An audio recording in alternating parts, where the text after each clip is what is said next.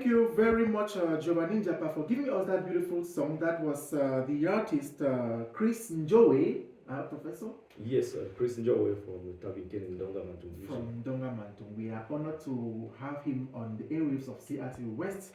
Yes, I should say that it's a special song for the rector of the University of Chang, Professor Roger Namfoso, who is doing everything to see that we succeed in science. So thank you. That is emerging, that's so beautiful, Professor.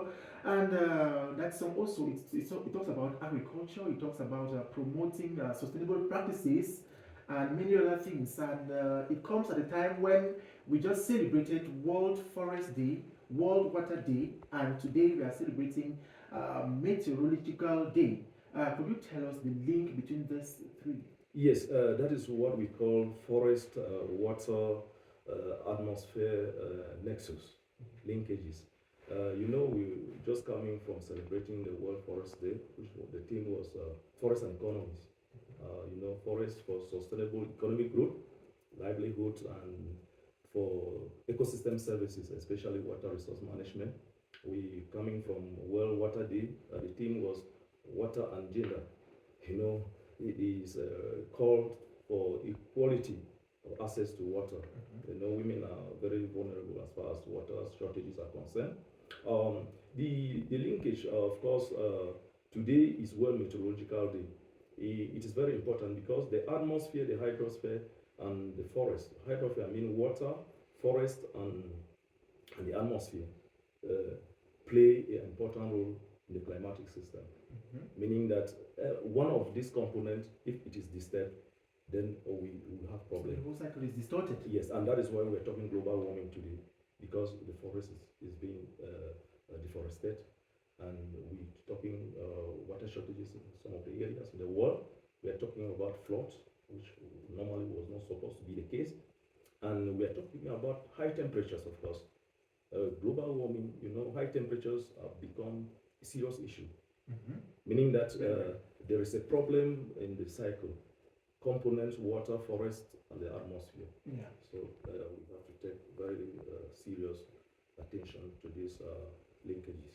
And of course, Professor, it's through platforms like this, like the radio, where we can sensitize the population, sensitize the masses to know about preventive measures, how to live safely, and all of that. And I think you should have one last word for listeners of CRT West before we say bye to our interview. Yes, I will advise that preventive measures is better to anticipate. We shouldn't be proactive in our action to face the climatic changes or weather disturbances. Prevention. And I want to say that it's something that you cannot do alone. It's a collective effort.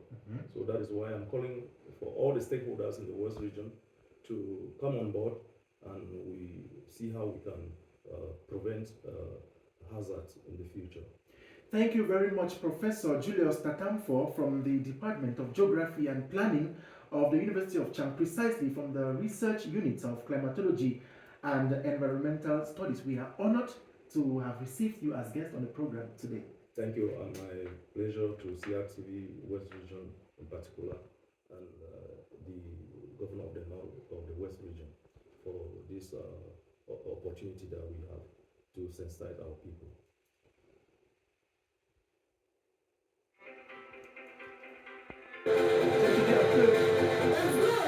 This is Westland Morning Show.